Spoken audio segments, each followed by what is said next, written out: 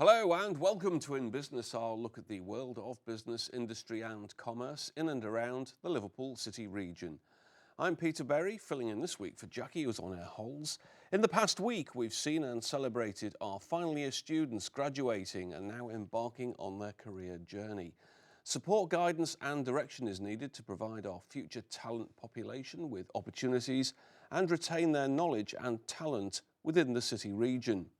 Graduate to Merseyside is a proposition operated through the University of Liverpool, and today we have Paul Cullinan from the Employee Engagement Team and Beth Atkin, a Masters graduate from 2015, to discuss what options are available and the support we need from employers. Lynn.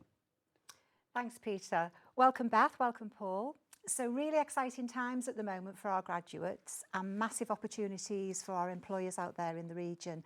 First of all, I'd like to come to you, Paul, and just ask you to tell us a little bit about Graduate to Merseyside, what it does and why we have it in place. Okay. Essentially, we're here to support the local business community of Merseyside and the Liverpool City region, and to be fair, a bit beyond that. Predominantly the small, medium business sector. That's any company with 1 to 250 employees. But we're also encourage other companies who have Liverpool operations to engage with us. Okay. And when we're looking to work with them and support them in recruiting graduates, whether that's for permanent employment or what we call paid internship roles. And we get opportunities right across the broad sections of business sectors across the Merseyside area. Okay, so how long's Graduate to Merseyside been in place then? It's been in operation about just over 4 years now. Okay. And we expect the graduates who are interested in the roles that we identify to register with the service. But we're slightly different compared to other universities in so much as we allow graduates from any university to register with us. So right, I was about to ask that. So it's not necessarily University of Liverpool, any universities can come to you?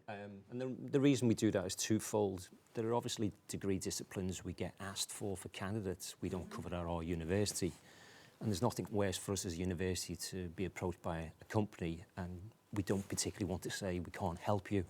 So hopefully if we've got candidates from other institutions who've studied the relative degree disciplines, we're covering those bases. And the other reason is it broadens our pool of potential candidates that we can work with the companies with.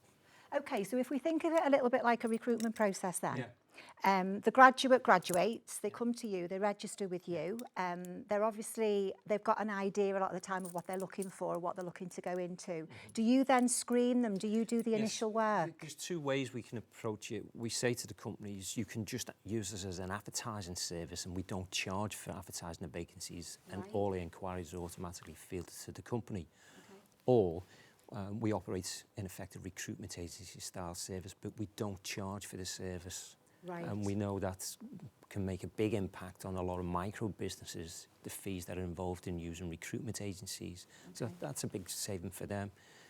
They register with us. As a rule, most of the companies do want the candidates to apply to us so that we can look at the CVs and work with the graduate to make sure the CV is as good as it can be in anticipation of being proposed to the company. And do you help the graduates with that process? Yes, we do. Okay. Yeah, we do. Because that's a big thing, absolutely. Isn't it? CVs, having the right information in place. Yeah, we get a lot where they think their CV is good, but we know it needs working on and it needs tweaking to be phrased in the kind of way that's going to create real impact with employers when they're reading it through their applications, whether they're applying for posts through us or they're applying to companies directly, it doesn't really matter. Yeah. This is a very important document for them that's going to promote the attributes, qualifications and skills and experience that they possess, that secures them an interview. What type of roles are coming through then? Is it full-time positions? Is it permanent? Yeah, it's to be fair, they're predominantly full-time and permanent roles, but we also get part-time opportunities and we also get ones which have a definite lifespan. And we make that abundantly clear to the graduates who are interested in the role when they apply. This one is only going to last 12 weeks, 16 weeks, whatever. But we also find with a lot of those, once the graduate is in the business, the company decided this person is too good to let go and we want to extend it or make it permanent. Brilliant. Okay. So there's obviously a lot of success stories then. Yeah. One of those success stories, just moving over to Beth, you came through the Graduate to Merseyside process, Beth. Mm-hmm. So tell us a little bit about your situation and what happened. Well, I was studying for a Masters in Consumer Marketing at the University of Liverpool, and around February I saw that there was a job for the editor of a business magazine, And I looked at the application again and I thought, is this really for someone my age, really? To be an editor of a magazine, that's bizarre. I've wanted to be in publishing for a long time, and this was just the perfect opportunity for me. So I applied, met Lynn in March, got the job, and have been there ever So just to say since. at this point, you're the editor for Switch On to Business? Yes. Okay, I brilliant. am. So just going back then to the actual process that you followed, how easy was it then? So you were put in touch with somebody in Graduate to Merseyside, or did you see it in the university? We get email announcements every day. Okay. With what job opportunities there are that day. And there's quite a lot. I mean, I still get job opportunities now, so they're constant, they really are. It's just a good thing because there's so many students wanting jobs. So I was in touch with a man, I think he's called Steve, Okay. and he ended up being my mentor for the process. Because, you know, I didn't know you at the time, Lynn, so you need someone there to kind of help you with the process because it's scary and it's a new employer. I didn't know you'd be as nice. So you need that person there. I didn't pay you to say any of this, you know, by the way. So is that part of the process as well then? Yes, do you it have, is. do you Yeah. act as mentors Yes, for the graduates? Yes, because we're there for the graduates as much as we're there for the businesses. Right. And we support them in making sure the CV is as good as it can be. If they're chosen for an interview, we also work with them to make sure they're as good as they can be in the preparation and the kind of things they should look for. You know, employees feedback to us on a very regular basis how graduates fall down at the interview Yeah. for a variety of reasons, and we try to make the graduates aware of don't make these mistakes. So And that it's quite you a daunting Yeah, process absolutely. for them as well, isn't it? Because Yeah. it's the first time they're out there in the arena, really. And it may well be the first time in their life somebody's actually said no to them because they've always been successful through education. Yeah. So for some it's, oh, hang on, my CV's not going forward. Well, why not? I've not been successful for an interview. Why not? So, yeah, we prepare them as best as we can, and we can organise mock interviews for them as well so that they're familiar for what to expect. And when that's they- another part of the service, is Absolutely, it, they can yeah, take advantage yeah, of. Brilliant. Okay, so in your case then, Beth, you come through Graduate to Merseyside. Do you still have a link to Graduate to Merseyside when you're in the employment? Not as much as first because you don't need that link anymore. You've got the job, but they're still there to help you if you have any problems, definitely. So what would your advice be then to any graduates? They've just come through, they've just graduated, they're looking at the next steps. What would your advice to a graduate be? Luckily for me, I realised the benefits of work experience quite early on, so I started getting it from my first year of university. However, I do know that perhaps it's not as explained to every student and that they don't know. I've met quite a few students who didn't realise they needed work experience until they tried to get a job and couldn't. So I'd say if you didn't have work experience, definitely try and get some, contact different companies, get your email out there, get your name out there, and just try and get yourself and your skills out to the right people. And even if you're not if you're at a point where you don't really know what you want to do, so you're kind of on the pathway, but you're not sure what you want to do with your degree or your master's or whatever, it's still a good thing to come to Graduate to Merseyside because you can put them on the right absolutely. step. Or Every university has a career service Yeah. and have careers advisors, and if you don't know what you can do with the degree you're studying, you'd be amazed the range of professions you can move into. But we're at pains to say to our students at whatever level, come and speak to us. That's why we're there. You haven't just paid your tuition fees to get a degree. All the support services within the university are there to help you. And most universities as well will still assist the graduates once they graduate. Ours, for example, assist for up to 5 years after graduation. Right, Others will okay. do between 3 and 5 years. So don't think, right, I've graduated today and that's the university waving goodbye to me. It's and not. what's the relationship like with Graduate to Merseyside and the employers? We get out and about and engage with businesses, whatever kind of events. You know, we have a team who get out and network. That's how we're going to meet business people, and business people are going to know we exist and we can support them. And we're also at pains to say to companies, you may have come to the university to recruit a graduate, but there are other support services across the university, and which a large degree are free of charge as well, that can support your business to grow your business. So we can always be the first point of contact to make you aware of those services. And that's things like apprenticeships or... Yeah, you know, I need to grow my business in a certain market. I haven't got the resources or the skill. Can I tap into that within the university, whether it's a current student, a master's, or within one of the faculties? We wanted some reach that it's done on a particular product that we're looking to bring to the market. There's all those aspects that businesses can tap into a university for. It's not just about recruiting students or graduates. Right, so it's a massive service Absolutely. then, isn't it? Okay, so in terms of like going back to the Graduate to Merseyside process again, how do employers get in touch with you? What do they need to do? We're more than happy to visit them and talk to them in the premises to get a feel of the environment that the graduate's potentially going to work in. And then they can explain the kind of role they think they're going to look to recruit for, and we can advise on that. We get a number of companies come to us and say, well, we've never recruited a graduate before. What's this going to involve? We've never drafted a job description before. Can you support us and give us assistance to that, which we can? And we actually had that on the show last week. We were talking about contracts and we were talking about attraction as well, and how important it is to have the right advert written and how you do it, and to make sure that it's all compliant. So Absolutely right, because there are occasions we get a one-line brief, and with the greatest respect to the companies, it's not going to attract interest to their opportunity, which is a good opportunity. So we can assist them and pan it out so it's attractive the way it's worded, and the right kind of information is provided. The companies. Time is the enemy, so I'm going to have to jump in. So that was really informative and useful, especially with the thousands of graduates around at the moment. That's all we have time for in part one, but join us in part two when we'll be addressing the subject of health within the workplace. Don't go away.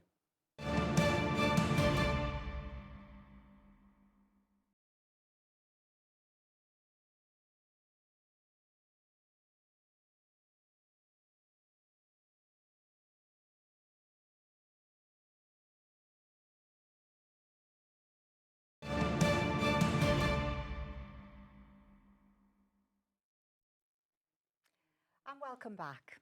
Now, a healthy city and workforce is essential for the economy. There's many initiatives supporting health and well-being at the moment, and we are investing more than ever in creating a healthy mindset and supporting the future for a healthy region. Short and long-term absence has always been a challenge for businesses. Smaller organisations, of course, feel the pain more, and it's in the interests of all that we address the issues now and for the future.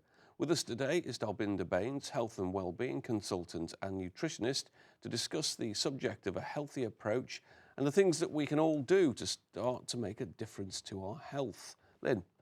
Thanks, Peter. Dalbinder, welcome. Thank you. Now, we just spoke there in the intro about linking this to business and linking this to the workplace. Absence has always been a massive challenge for businesses, short or long term. We did mention it before.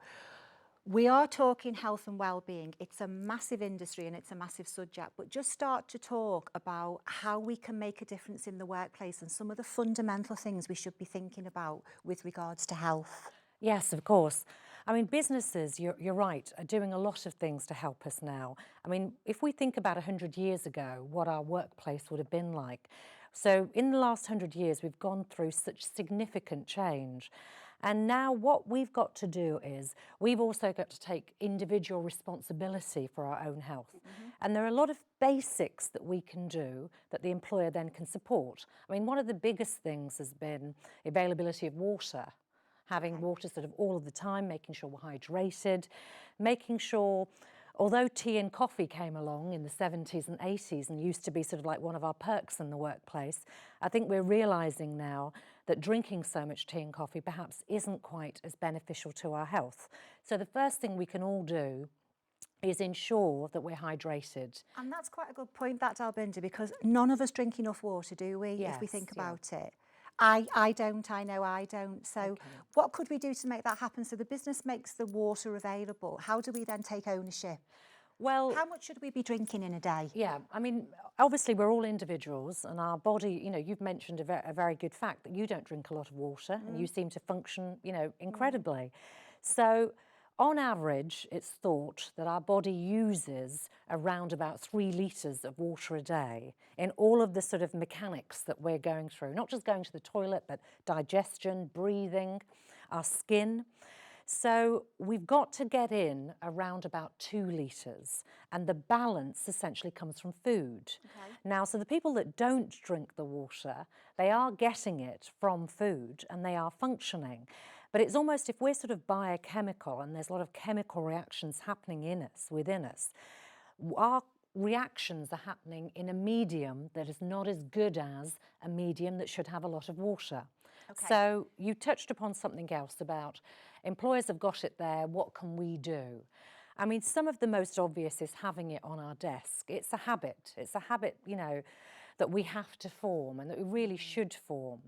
And there are a lot of schools of thought about how incredible just simply drinking lots of water and being hydrated can be.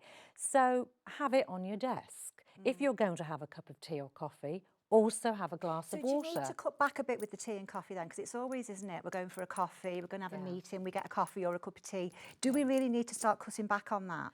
Well, coffee and tea are great herbs. You know, they have health benefits in themselves. And we often hear that this is, you know, the year of sort of 21st century of overwhelm. There's so much information. Drink this, do that. Drinking up to about 2 coffees or teas a day can actually be beneficial to our health if we're having really good quality coffee, if we're having good quality tea with not sort of so much of the added milk and sugar. So herbal teas, for example. Yeah, herbal, non-caffeinated, and green tea. Green tea is coming along with incredible sort of health information now and evidence-based information about how it helps our health. So up to about 2 teas or coffees a day, great, and you can use them to give you a bit of a kick, motivate you, give you high levels of antioxidants and really help your health. Unfortunately, after that sort of 3 mark, we're actually getting dehydrated. Oh, right, and okay. when we then actually also then go into the quality, I mean, it's an entire conference, but we go into the quality of what we're drinking, that also can have a negative as opposed to positive effect on our health. So lots of water then. Yes, lots of water. Maximum 2 teas or coffees Yes. a day. Okay, and we're on the right track. Let's Exactly. think about food for a little bit now. So we're on the go, we're rushing around everywhere. Right. Most lifestyles at the moment are that way. We've got that old kind of adage that a breakfast is good. Yeah. So let's try and have a breakfast. Yeah. What are your thoughts on that? Right, not all of us can eat breakfast. You know, I get a number of patients that, you know, there's no way that I can eat it. Now, if your excuse is time, then we really need to sit down and have a look at that, look at easy options. Because for the majority of us, within about an hour of waking up, our body's ready for food. Breakfast is breaking the fast because theoretically we wouldn't have eaten since about 6, 7 o'clock the evening before. And our body then really needs some brilliant fuel to start the day. So we do need to make time. Okay. It needs to be sort of quick. It can be something as simple as yogurt with a few nuts and seeds and a bit of fruit on it. So it doesn't have to be some, you know, nutritionists love talking about porridge all the time. It doesn't have to necessarily be a cooked breakfast. It can be if you boiled an egg the night before and you just simply heat it up in the mornings. It's all about planning. Okay. I think what's happening now is... How about grabbing a piece of fruit? Is that good enough? Yeah, grabbing a piece Okay. of fruit is great, but also just to balance our blood sugar, have a few nuts and seeds. So things like having, you know, non-salted nuts and seeds that What you if you don't like carry nuts with and them. seeds? If you don't like nuts and Like seeds, me. then fruit. Yeah, Okay, fruit okay. is good enough. As long as it's not too much of the sugary sort of fruit, as in sort of a mango, it's fine. An apple, a pear, indigenous, local, you know, great, loads of nutrients. Okay, so what do we need to be doing through the day then? Is snacking good? Yes, for a lot of us, we need to maintain our energy. And in the beginning, long term, you know, we may only need 2 meals a day, we only may need 3 meals a day. But what's happened in this sort of society we live in, because we're driven by a lot of carbohydrate or sugar-fueled foods rather than fruits, we should be snacking steadily throughout the day so our blood sugar levels and our energy is balanced. Right. If we feel, you know, we've got great energy all of the time, then maybe the 3 meals a day can cut it. If we feel we're having the slump and we're not performing, then yes, snack. The snack again can be things like vegetables. I mean, one of the most understated facts is that we should really be eating more vegetables. And if everybody in Liverpool just simply looked at eating perhaps 2 or 3 more vegetables on a daily basis, that would significantly And that's a affect their portion health. of vegetables, is it? A portion of vegetables. So one I of mean, your 5 a day. one of your 5 a day. I mean, the 5 a day, obviously now the government have increased to 7 a day.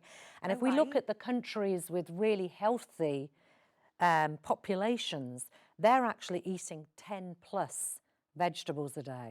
So you mentioned something, I mean, it's quite difficult, but having a soup accompany a meal, for example, or having that as a snack in itself can actually help you increase your vegetables. Or instead of taking fruit with you, take some vegetables with you. And So yeah. fruit for breakfast if you're on the go. If you're on the running go and you around, can't. make sure you snack. So it's Yes. not good then to have like a big lunch, is it? Because obviously you do flag in the afternoon, especially if you're in business. You need to be alert throughout the day. Yes. So, okay, so snacks, not necessarily a big lunch. Preparation, Yes, so and planning. preparation, planning. And we used to sort of do food shopping. We used to get lists. Nowadays, we just sort of go through the supermarket and buy the same things. We really should spend 5 minutes, even if it's in the car park, in the supermarket or wherever we go shopping, thinking, well, what is it I'm going to eat over the course of the week? You know, back to breakfast, lunch, dinner. Can I sort of make a list of things? And those kind of things that then become habit forming mean that we can make some significantly better choices, not sort of go into a supermarket hungry and buy perhaps some of the wrong things. And you're right, perhaps not have such a heavy lunch as in a heavy carbohydrate or sugar-fueled lunch, which again, we're really getting used to buying sandwiches all of the time, eating Some of this sandwiches. then is about education, isn't it? It's about educating yourself to understanding what's good and what's bad. Yes. And maybe breaking the habit. Because I know me, I kind of am habit. I'll just do things because it is habit to do it. So the education bit, would you say that was important as well? Very, very important. And unfortunately, I get to see the people that get to the stage where they're not well and they're having symptoms Right. of sort of ill health, and they then have to make the changes. And they're preventable. If And they, they're a lot of them. you're so right. So our bodies are a miracle and we're incredible and we can carry on doing lots of things and doing lots of good and bad things. And that's really what I encourage, you know, a balance. But if we perhaps were more educated, because the lives we're living are so far removed from perhaps what we were 50, 100 years ago, yes, a lot of the illnesses and a lot more evidence-based now is coming about how food can ensure that some of the lifestyle preventable illnesses do not occur, or if they do occur, they occur later on in life or at less intensity.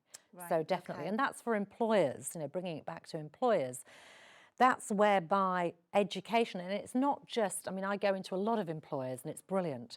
It's just consistency, habit forming, sustainability. It's great to have somebody like me coming in once a year, but you need a habit forming. It's about that investment, isn't it? Yes, I'm thinking. So it's about businesses investing the time to understand, Yes. and then the impact of that or the benefit from it is that Yeah. we do see a reduction in absence levels and absenteeism within the workplace. But Most these things we're talking about, Dalbinda, they're Yeah. quite small things, aren't they? They're very small things. I mean, things like motivation and positivity. So there's all these kind of soft skills that directly, it's not, the absenteeism almost is at the end. So yes, it's so significant now. And a lot of us are talking a good game and doing lots of incredible things, but we need to do need it to do consistently. more. We are running out of Yeah. time yet again. That's it for this week's edition of In Business. Many thanks to our studio guests today. From all of us here, a very good day to you.